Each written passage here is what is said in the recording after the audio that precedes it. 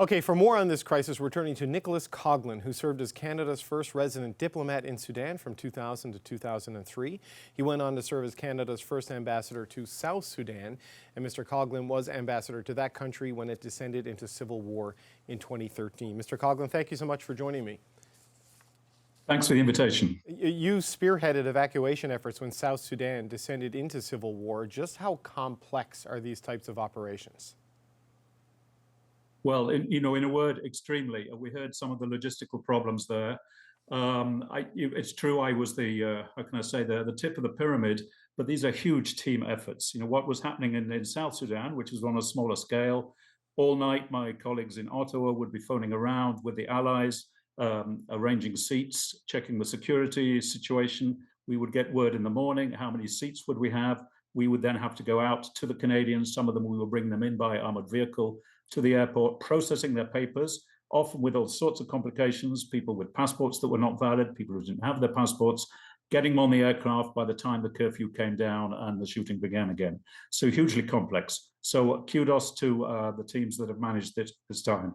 Made more complex in this situation, I guess, because the Canadian diplomats have already left the country, right? I mean, as opposed to, which is another complicating factor, I would assume. Indeed.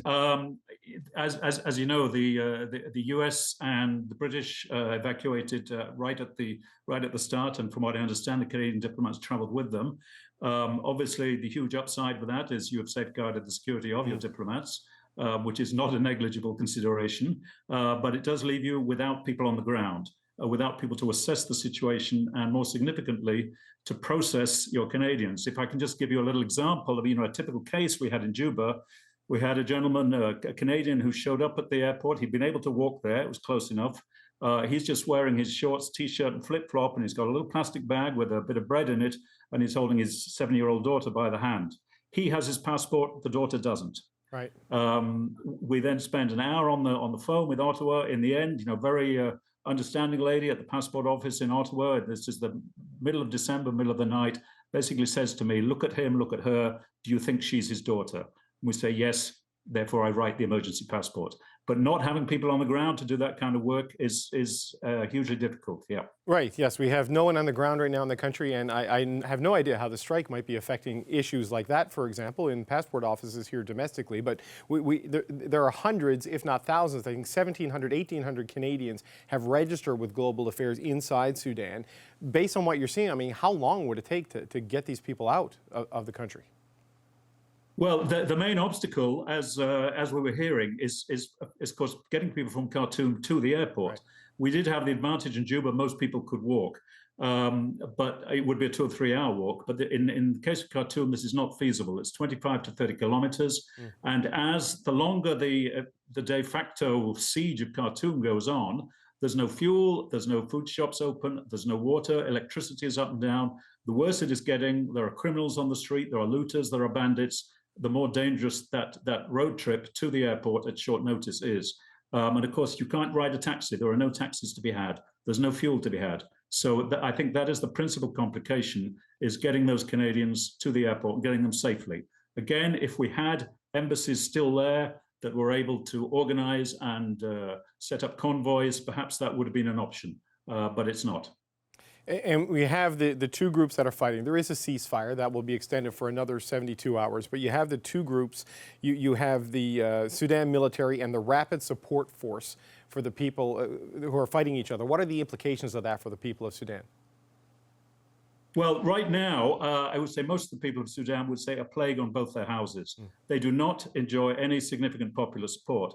Having said that, both sides are starting, we're seeing the signs already, starting to manipulate and try to co-opt the civilian population all across the country.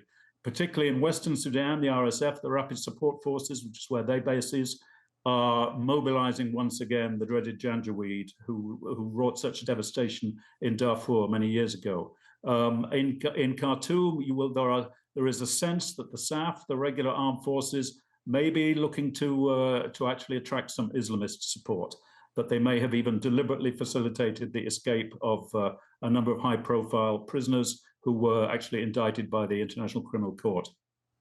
It's a notoriously unstable region of Africa with all of that overlaying it. And you have many countries that have interest in Sudan itself. You've got Ethiopia and Egypt.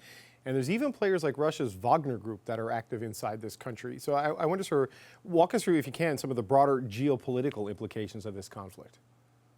Well, very much so. I mean, pretty much, if you look at the map, none of the neighbors are exactly paragons of democracy, of sustainable democracy. They are basically all run by strongmen, and some of them are more attractive than others. So if we're looking for support for sustainable democratic development in Sudan, we're not going to find it from the neighbors. What they're looking for is a strongman in place who will guarantee stability. And so basically what you have is both sides now trying to tee up their regional sponsors. At the risk of oversimplification, the SAF, the regular armed forces, their main sponsor is going to be Egypt. And that's a pretty significant sponsor. On the other side, the RSF, the Rapid Support Forces, United Arab Emirates. Reason for that is the RSF over the years has been supplying mercenaries, including child soldiers, for the war in Yemen to fight on the side of the UAE. So there is a debt there. Moving further beyond, as you mentioned, RSF has links with the Wagner Association. Hemeti, General Hemeti, the leader of the RSF, has personal interests in a number of gold mines. He's been marketing his gold through Wagner to Russia.